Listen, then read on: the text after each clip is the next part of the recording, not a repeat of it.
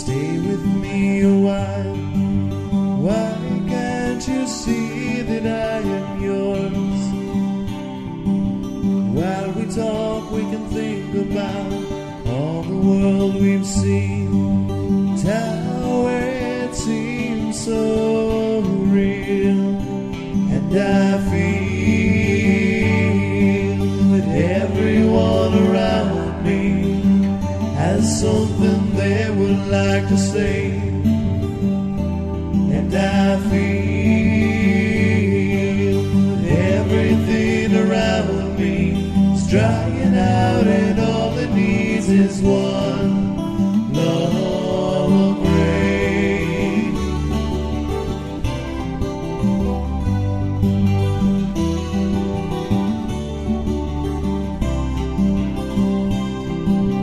I can see you're tired of believing in what's good, when nothing really hurts us anymore.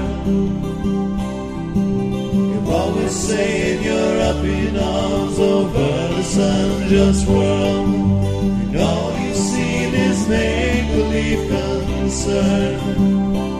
And I feel that everyone around me has something they would like to say. And I feel that everything around me is drying out, and all it needs is one long rain.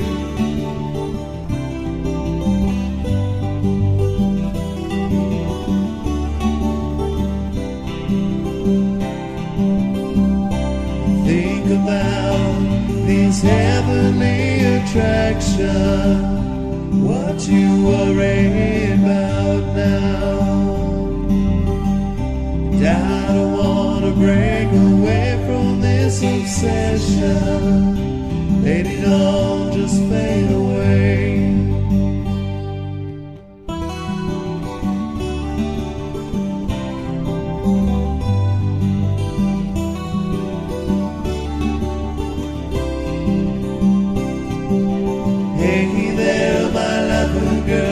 Stay with me a while. Why you think I'm hanging around here for?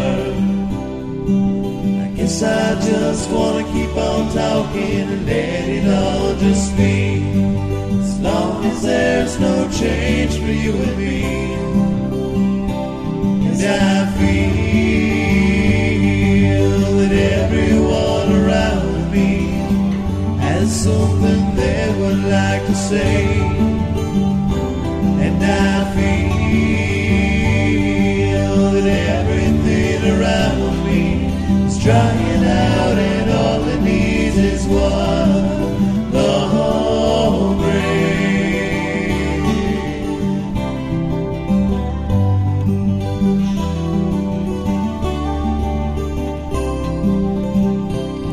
Good afternoon, everyone, and welcome. Thank you so much for tuning in to today's episode of Mysteries of the Mind.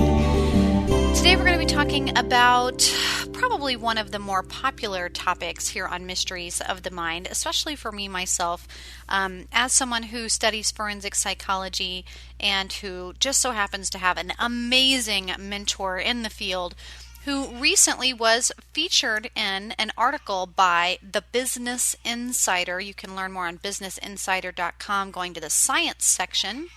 On the January 16th article by Samantha Lee and Tanya Lewis featuring he himself, Mr. James Fallon, who we will have here soon as a guest on our show, talking about the difference between a psychopath from a sociopath.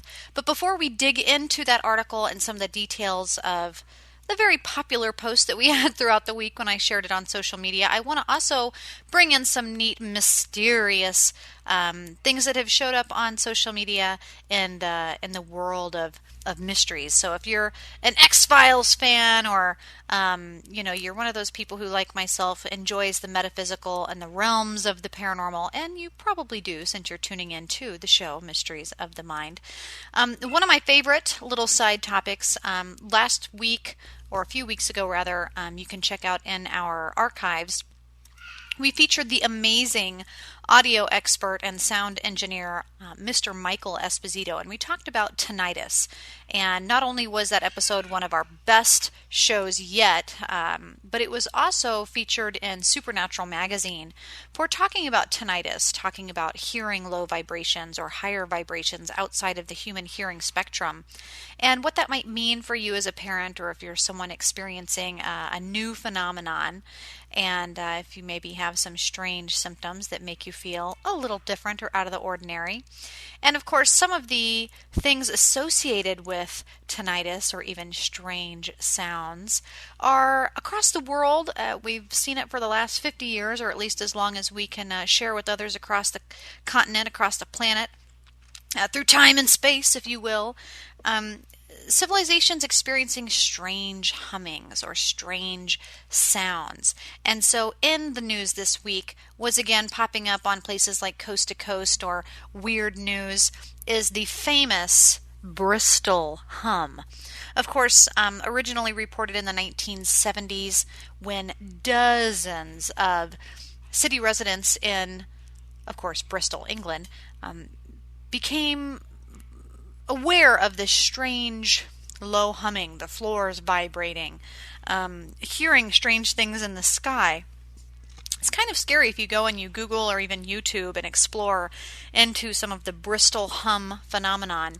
You'll also start going down that conspiracy theory wormhole that associates it with HAARP, H-A-A-R-P, the Auroral Research Program out of not just the Arctic areas, but all over the world, and probably likely funded by your tax dollars. So if you're not familiar with HAARP, or if you're not familiar with the Bristol hum, it's a very low-pitched noise that has returned to the Bristol area and is making its reappearance all over the world. So is this a form of tinnitus? Is this people hearing things that just others aren't? Or is this resurrection of the strange hum in the sky, tectonic plates fracking, or some doomsday apocalypse of the future? I'm interested to know your insight. We'll be talking more about that throughout the year as we follow more and more phenomenon associated with the Bristol hum. So share with me on Facebook and social media how you feel about that. And also, I can't go into tonight's show without mentioning a newly discovered trench in the Loch Ness. Those of you Scottish friends or fans of the Loch Ness Monster or other mystery monsters of the deep, there was something released this week in the very beginnings of 2016 about researchers wondering if Nessie's lair has been found because of this new trench and new area that's been found, which is kind of cool. If you're into Nessie and you're into believing in cryptids or non-discovered or classified monsters, even monsters of the deep, then I encourage you to continue listening this year on Mysteries of the Mind as we have guests such as Jody Cook or even Ken Gerhard talking about cryptozoology and really fantastic things. Now, of course, I love the flying humanoid. I love Bigfoot. But Nessie has a near and dear place in my heart. So to read that there's been some new findings of possible layers to prehistoric monsters of the depths was kind of cool. So, again, join me on Facebook, Twitter, Instagram, whatever your favorite social networking stalking tool is. And let me know, are you a believer? Are you not a believer? Do you want to believe? And what do you think? Is there something to the Loch Ness Monster? Is it real? Is it just a shindig hooligan fakery?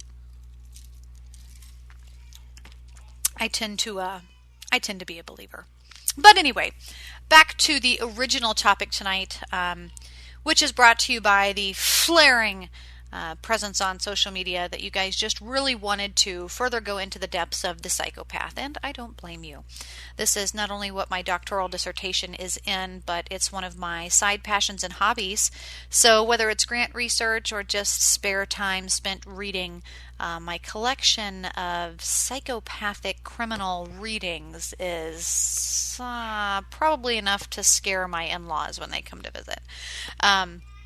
But something I'm often working with whenever I'm doing interviews or if I'm talking with people during lectures or speaking engagements, one of the most popular questions I get is, what is the difference between a psychopath and a sociopath? So of course you know, for those of you listening, if you've tuned in before to Mysteries of the Mind, language is extremely important.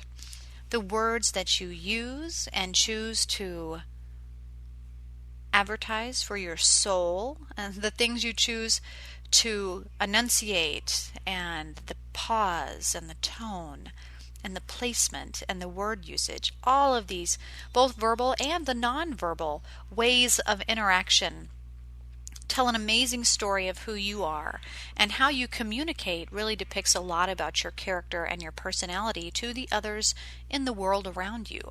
It changes their perceptions of you. It gives them an insight to what kind of a person you are.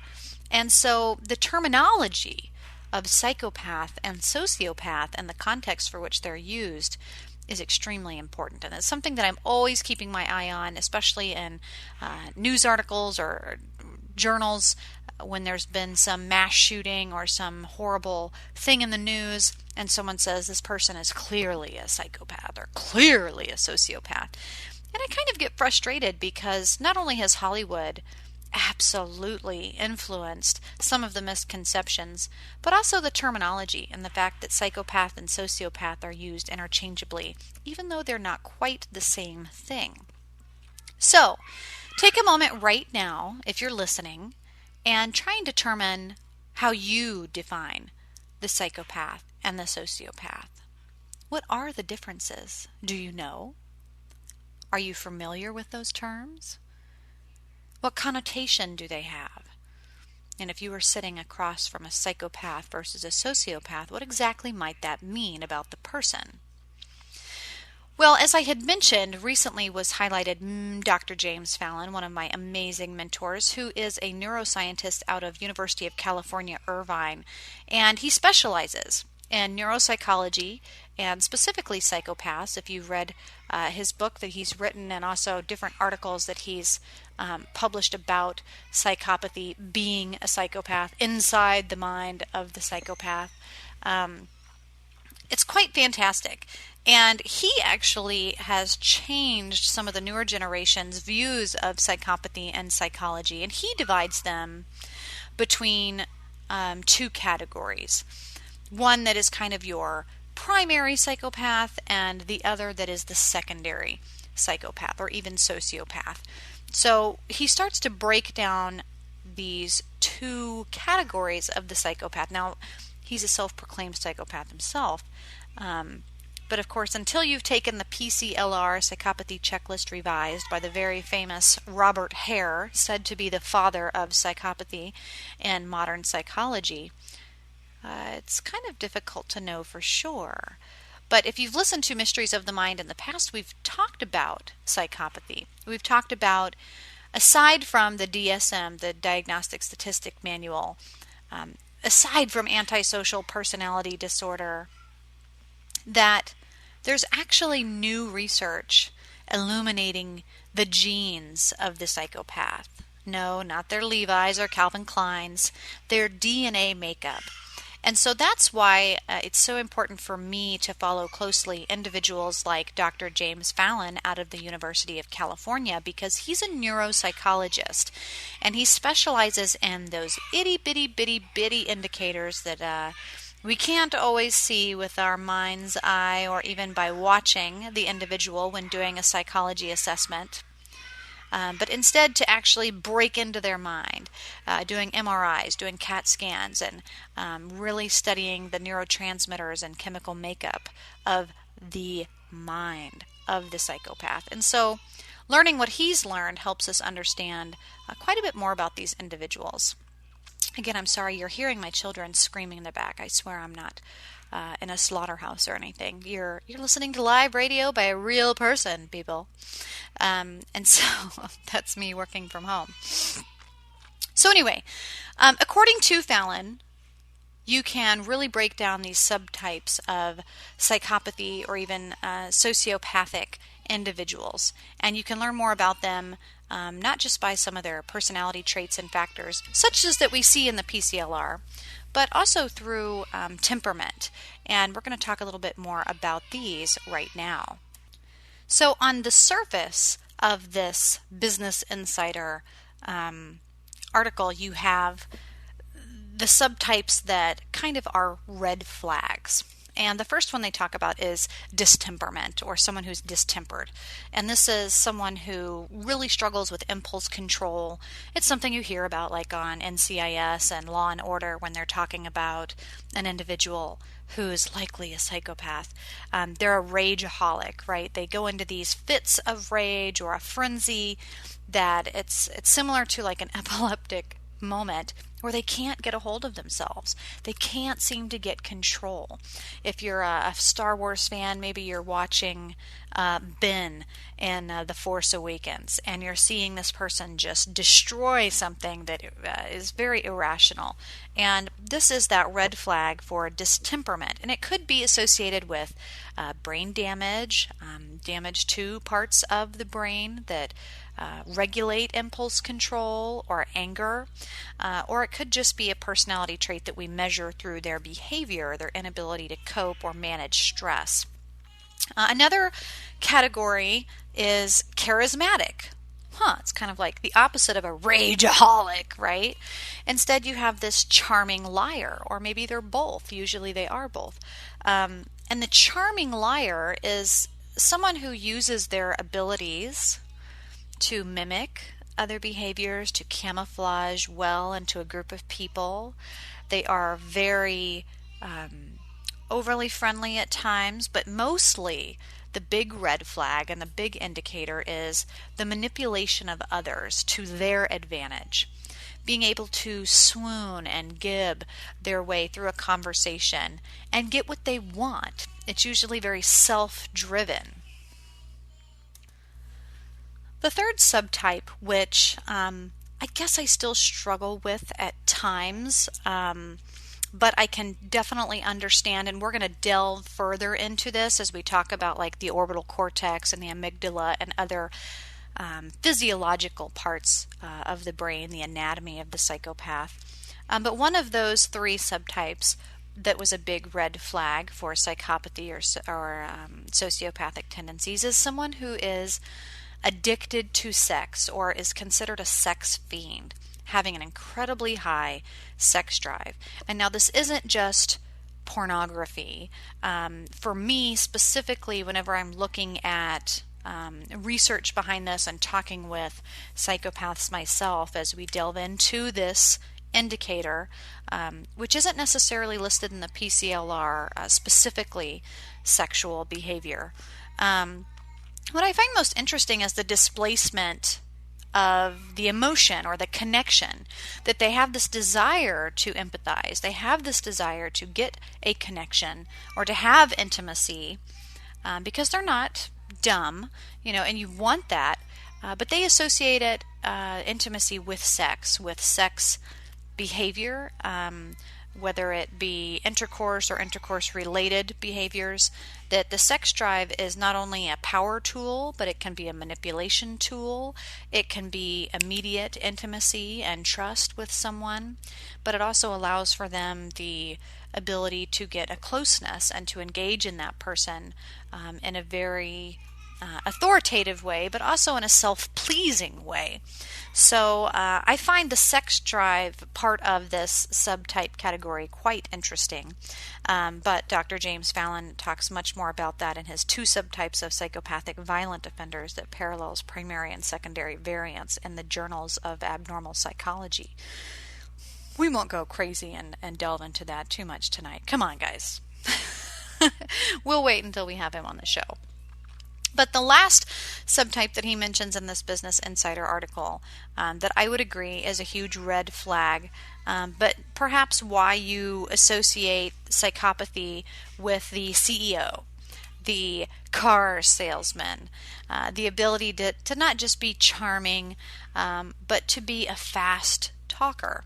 And that's what that subtype was that they're this fast-talking person having the ability to persuade others into almost everything, including about themselves, that they're very charming in a way that allows them to communicate almost without emotion. Now, I know we've talked in the past about the actual language of a psychopath, that they use more or less conjunctions and more or less adverbs or verbs to certain scenarios that they're discussing.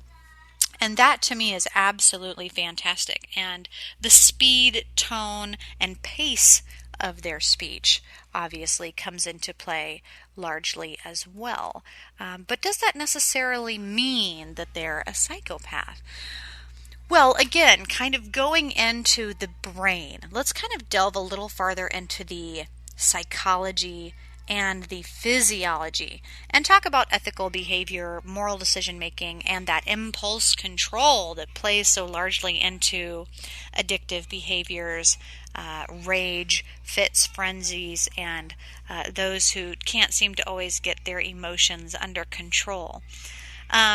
A lot of it comes to the orbital cortex, and you hear this too. I love when I'm watching a criminal show like Criminal Minds or Law and Order or something, and you've got the forensic psychologist who comes up and says, well, the amygdala right here, the part involving aggression and appetites, is showing an imbalance, and this orbital cortex simply is not doing its job. And this could be due in part to genetics. The person could be born this way. It could be a malnutrition. It could be a brain injury. It could be from years upon years of combat sports, or it could be a brain injury from a trauma, such as a car accident, or even forceps, pulling a baby out of the birth canal. It's hard to say, but you have an individual who's left capable of functioning. They're still a person, they still have their soul and their personality and their thoughts, but sometimes they don't always have the full nutritional brain, the physiology behind regulating chemicals and cognitive processes the way that most, and I'm using my fingers here in the air, my quotation marks, that most of us do, right? Well, the area of the brain that drives the majority of these behaviors, rage, violence, sex, drinking, a lot of these addictive behaviors, goes into that orbital cortex. So that's one of the things that we're looking at whenever we have a PET brain scan, or even blood samples, which James Fallon has utilized when you're talking about family risks for things like Alzheimer's or Parkinson's or other DNA-related hereditary illness or disease. Is psychopathy considered to be one of these? And that's one of the big legal issues that psychology, I think, personally, is so fearful of expanding upon research and grant support and budgeting to explore psychopathy, is not just because as a society we're supposed to not care about those individuals who are violent and who appear to be lacking compassion, but also because if you think about it, if we could do a PET scan and we can visually see the differences in the brain of a psychopath, and we can say that this person isn't necessarily capable of doing something, they don't mean to do it, they're not in complete control. What would that mean about mental competence? What would that say about them being put away in a prison setting versus in a hospital setting? So, have you had a PET scan? Have you had someone reveal something about your orbital cortex? Is it active? Is it inactive? Is it mirroring those of the serial killers that we often see, who are, we can't say diagnosed, but who are labeled as psychopaths? And this is a study that's really in its infancy. And there's accumulating evidence supporting brain trauma and predispositions towards violence and psychopathic tendencies, but we just don't know for sure. Is it a combination of hereditary genes being passed down, determinism of DNA, and then just conditioning, or is it the combination of trauma, brain trauma? Is it too many football games? It's hard to say. But you can tune in. One of my favorite interviews of James Fallon, which if you've not had the opportunity to get familiar with him, I'm kind of pushing him again just because he's so important to my research. But also, if this is a topic that interests you, I encourage you to look at his honest, blunt, and kind of transparent way of researching the psychopath. I listened to an interview with him, The Neuroscientist Uncovers a Dark Secret, and it was done in 2010 on NPR, Inside the Criminal Brain series, and you can go and you can listen to that Morning Edition story, and just a really quick interview. I think James Fallon does a really great job of mentioning the three most important ingredients when looking at a psychopath, that not just the DNA or the genes, but also the 12 specific genes related to aggression and violence. And in a lot of my dissertation research, we kind of hit on this over and over and over. It's called the monoamine oxidase A, or the MAOA. I always think of the Mall of America, but the MAOA gene. And it's kind of considered to be one of those pinpoints, and or also known as the warrior gene. And you can read reports on that through the National Library of Medicine, the psycho gene, the criminal gene. It all goes back to the MAOA gene, the monoamine oxidase A. And this is going to affect things like the regulation of serotonin in the brain. So if you think, depressive pills, medication that's being popped all over the place, to try and regulate dopamine and serotonin, you kind of want to think about very carefully what you're doing to the chemical makeup of the brain and how it can affect receptors, how it can affect your DNA makeup, and how it can change things that might be waiting to be activated within your mind. Because this can mean that for those with this warrior gene, or the MAOA gene, that they're not necessarily responding to the depressing effects of serotonin, that the serotonin regulation is different.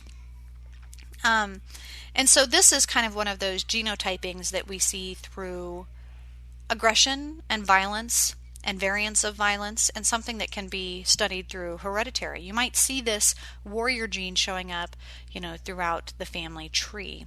If you've got, it's very similar to addictive behaviors when you've got addicts or alcoholics in your family, and you say, well, this is hereditary.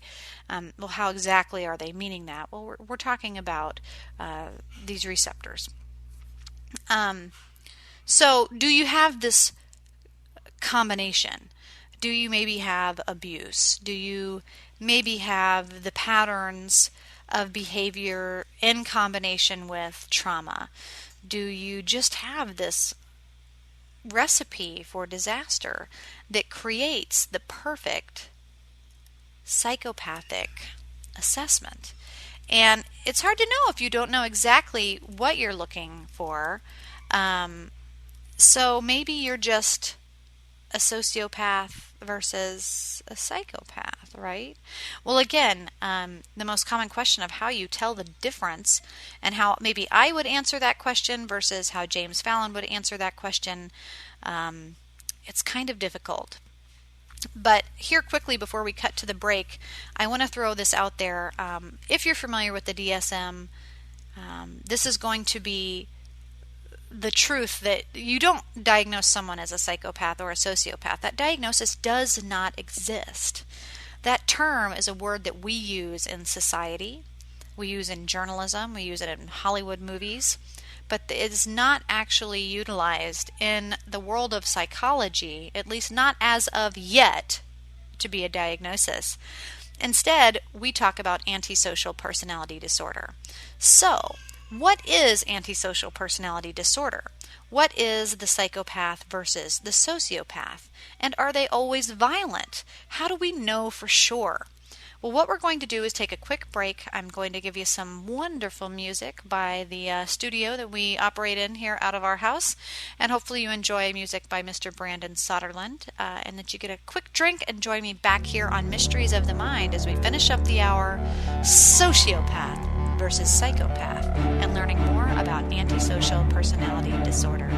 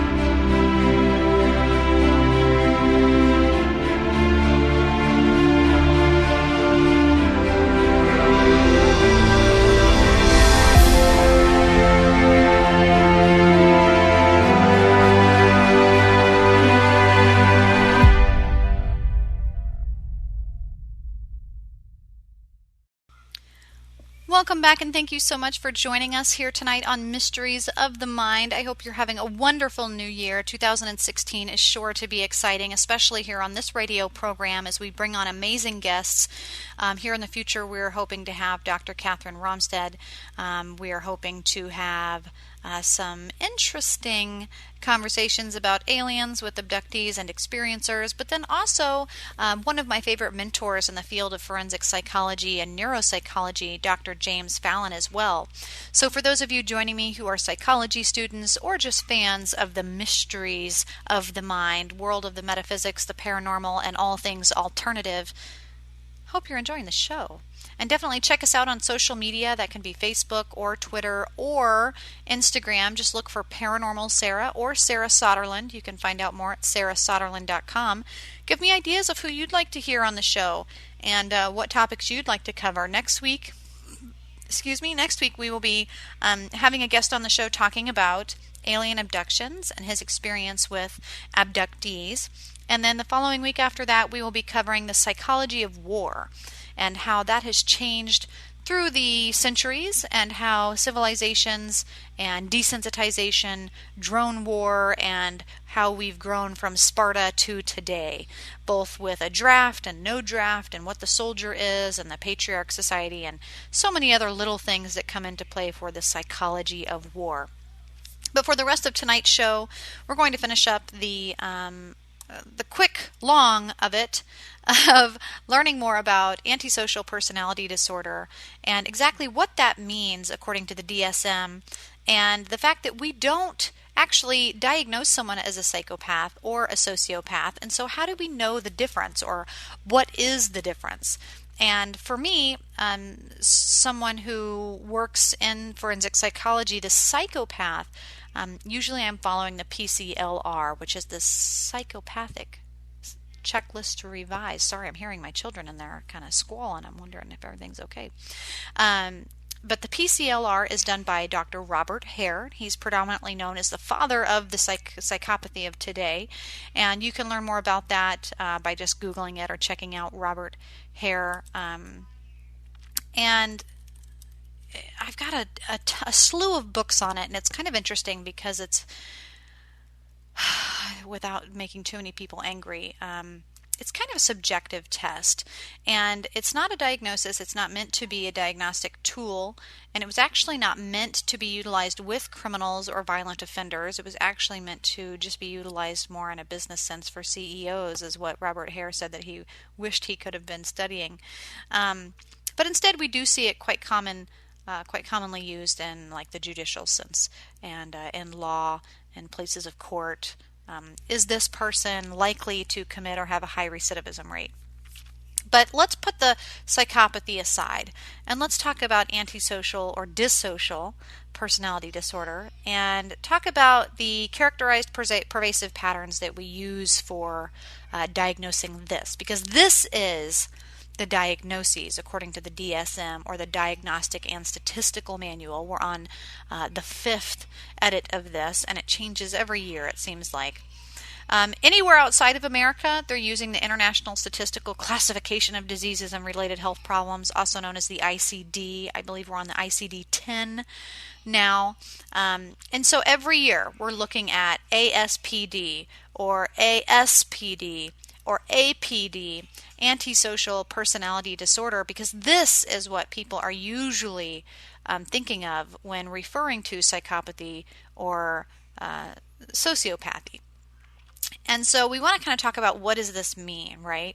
Well, usually you've got the ABCD of it. I've got my little quick book that I keep. I've got my little mini Constitution, my mini DSM-4 that I keep in my pocket. I do have my big fat DSM-5, but I'm going to read from the DSM-4 here just to kind of talk about the clusters, which is something that they are changing, of antisocial personality disorder. A is just that this pervasive pattern, a disregard for, violation or rights of others. And this starts at the age of 15. So if you're thinking about kind of rare cases like Mary Bell or other child killers, if you've been watching TV and you like the Child Killers series, which is great, usually we can't associate a diagnosis of antisocial personality disorder until after the age of 15.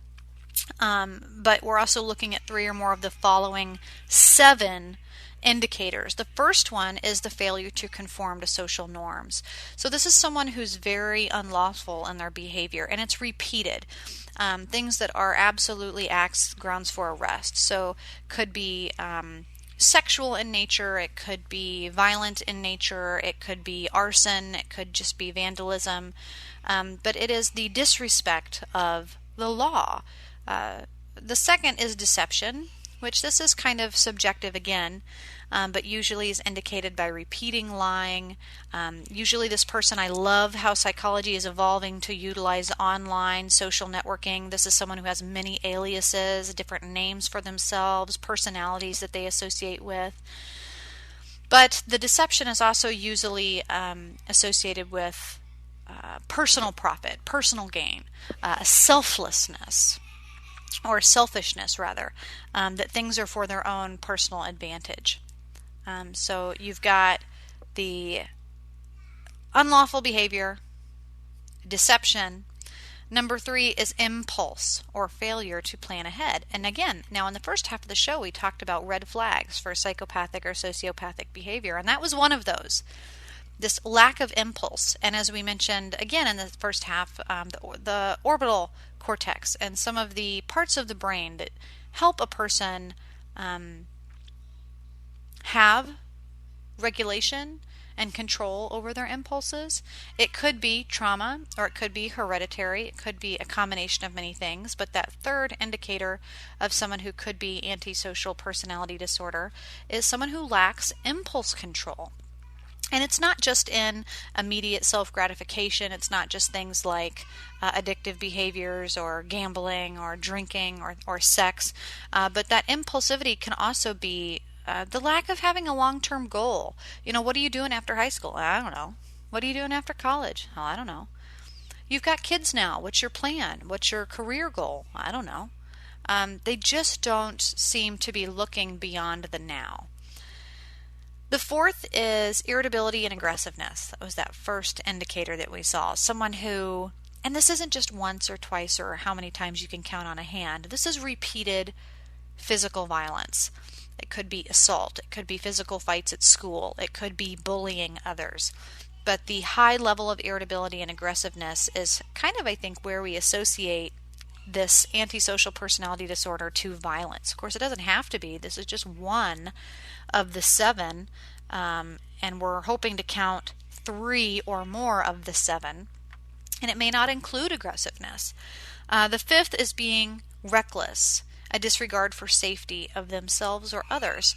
And this is also kind of a struggle, especially in today's newer generations, where there's a desensitivity to things and there's an increased yearning for adrenaline, where you have individuals who want to go skydiving and they want to be snowboarding and they want to do things like that they see on Jackass, and they don't have a respect for themselves or others when it comes to just personal safety.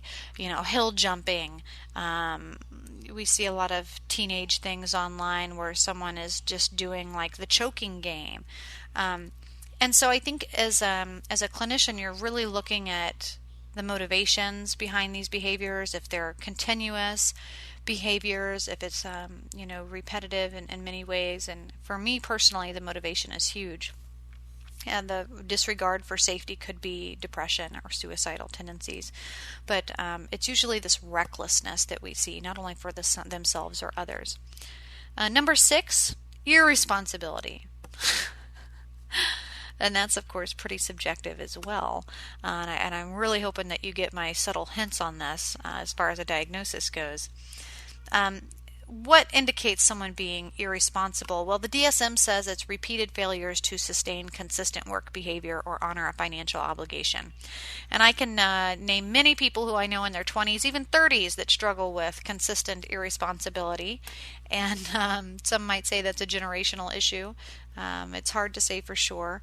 But that's number 6 of the 7. And number 7 is a lack of remorse. This is probably that big thing that people associate with the psychopath, someone who lacks empathy, which I really encourage people to read, The Science of Evil. It's a fantastic book that's a whole book about empathy, because believe it or not, that one word can mean a million different things. So number 7, the lack of remorse, is really more about being indifferent or rationalizing the hurt or mistreatment of another person. So if you've beaten your sister over the head and you say, well, she deserved it, and you're talking to this individual who just beat a guy to death with a manhole cover for no reason at all, this lack of remorse and this indifference and even the rationalizing of the behavior is the most important, because we see people all the time who might lack remorse for something because they're justifying it in a way that the society and social norms would say is okay.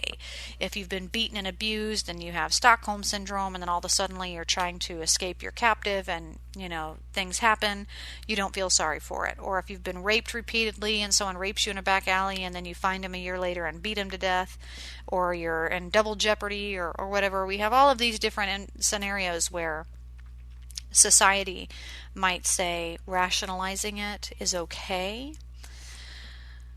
So again, very subjective. But number 7, that lack of remorse. This is something usually you see maybe if they're abusing animals, abusing themselves, abusing others, that they're doing number 1, 2, 3, 4, 5, and 6.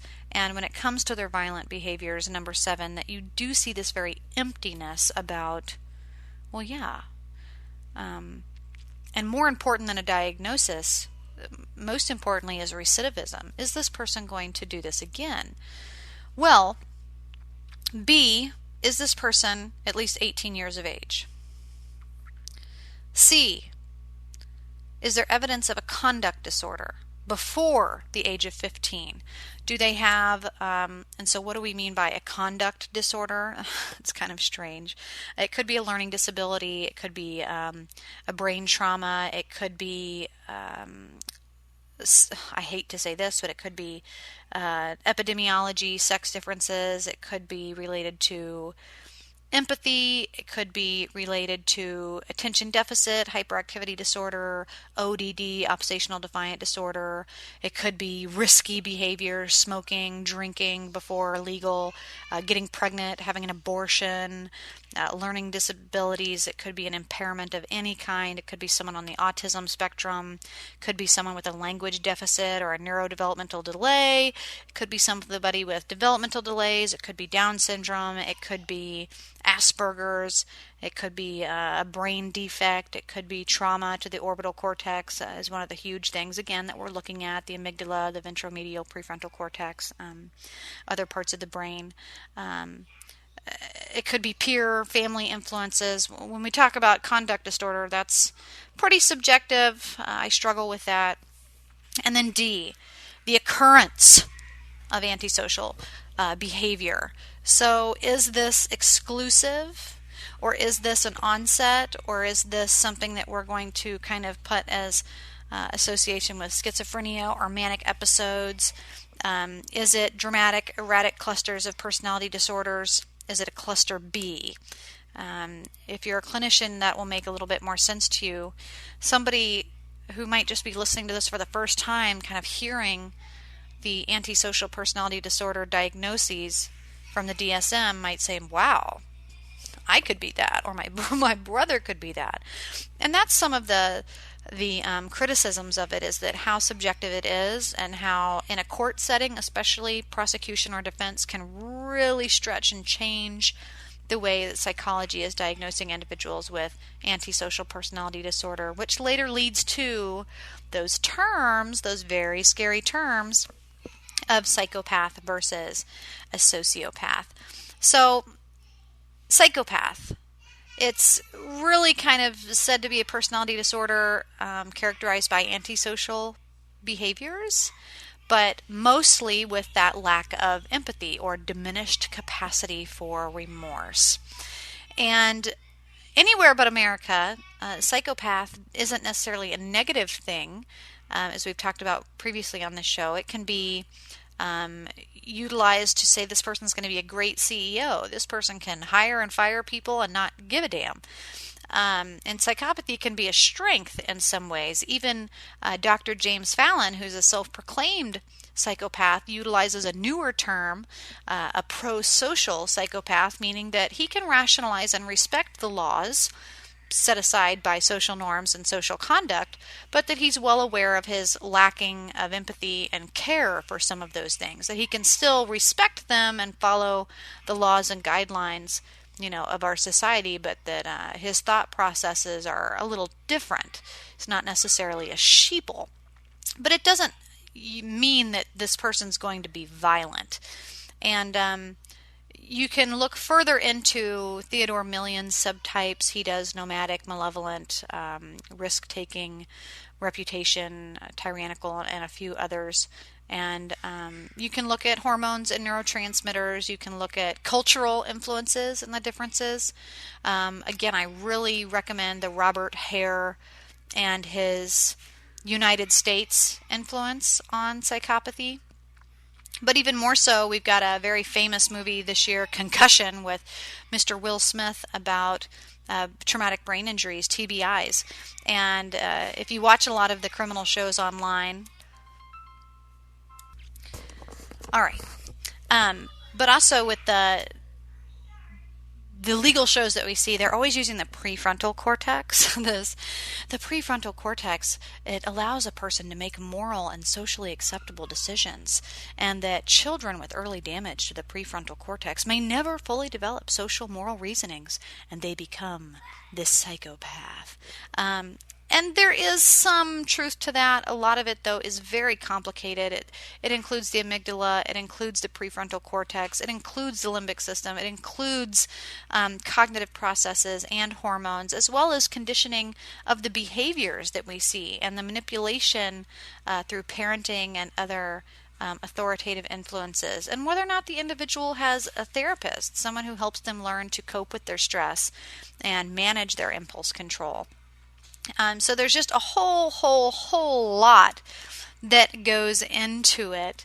But the word conscience comes into play. Does this person have a little voice inside their head telling them to do something wrong, or telling them that something is or isn't wrong? And a lot of popular media, even things that you might read on WebMD or Psychology Today, suggest that a psychopath doesn't have this. They can lie, they can steal, and they have no moral qualms about it, whereas Mr. James Fallon and myself would absolutely say otherwise. That we do have an inner voice, we do have a conscience, and it's not that it's weak, it's not that it's strong, it's not that it's absent, but that it is different. It's not necessarily that this individual lacks empathy or that they can, steamroll over other people without any guilt, or that they're always going to be violent. It doesn't make them into a villain who kills and tortures people just because they're said to have antisocial personality disorders, or that they've been labeled a psychopath or even a sociopath. And I would encourage you, if you're using either one of those terms, to think about it. There's a very popular meme that goes around online, psychopath versus a sociopath, and it says the psychopath is a rarity, right? That less than 1% or 1 to 3% of the general population is a psychopath. And that this illness, I don't know if we say that, but the Minnesota study of twins reared apart, it was a psychology study here in my home state. It studied twins, and that psychopathy is 60% heritable or hereditary. That you're just made that way, that you just simply are that way. But that psychopaths are likely educated, have great careers, very high intelligence. They do have controlled behavior. They are extremely manipulative. They're unable to form personal attachments, and that's where they struggle. A lot of times they're doing mimicking. They're doing what they think or that what they have been told is right. But truly, there's not a conscience related to, is this right? Should I buy my wife flowers? Should I buy my wife chocolates? They're taking cues, they're mimicking social constructs, but the what I should and shouldn't do is not innate. This person that is psychopathic is likely going to be taking risks, but calculated risks. They might participate in schemes minimizing their evidence as they go, which is why I've always said that that statistic of 1% is likely skewed and inaccurate, because we're not really testing individuals unless they've been caught or unless they're self-proclaimed. And that's what makes the difference. The sociopath, much more likely, again, both suffering from antisocial personality disorder, both lacking empathy, both showing a disregard for social rules, laws, guidelines, failing to feel remorse or guilt for certain situations. But the sociopath is likely to be more violent. The sociopath is someone who is more formed by their environment and their upbringing. The sociopath is someone who is definitely going to be associated with institutionalization, someone who's been conditioned this way, whereas the psychopath is born this way. The sociopath is likely to be uneducated, unable to keep a steady job. That lacking of long-term goals keeps them struggling, and it fuels the frustration, and it fuels the erratic behavior, their rage, their frustration. It fuels that impulsive, spontaneous fit. Whereas the psychopath has frustration, but is controlled. Has rage and anger, but is manipulative about it. And is smart. They may not have a long-term goal, but they have a goal within themselves to be the best. The sociopath might form an attachment to individuals or groups of people that make them feel better, that's very selfish, where the psychopath really struggles to make any attachment. And the sociopath is likely to have more of a criminal background and rap sheet. They're typically very spontaneous, and they leave evidence behind, where the psychopath does not. So, as you can see, there are clear differences, even though we use these terms interchangeably. But the terms, if we're talking psychology-wise, are actually, at least as of right now, January 2016, not a diagnosis at all. It's not something that you're going to hear at a psychology, conference. So, for those of you joining me tonight, we are going to cut to some music as we head out. I encourage you to join me on social networking. Again, touch base with me. Are you a believer in Loch Ness? How are you feeling about HARP and the Bristol Hum? And how did you feel about tonight's show? Are you a psychopath? Are you a sociopath? Is someone in your friend or family circle fit these little factors? Do you agree with Dr. James Fallon and the flags or the indicators of an individual who might be psychopathic?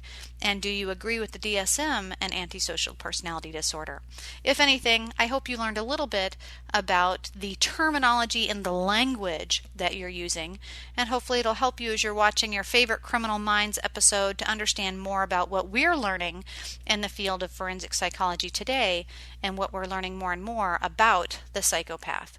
And until next week, guys, I hope to talk to you on social networking and to have you join me next week as we talk about alien abductions and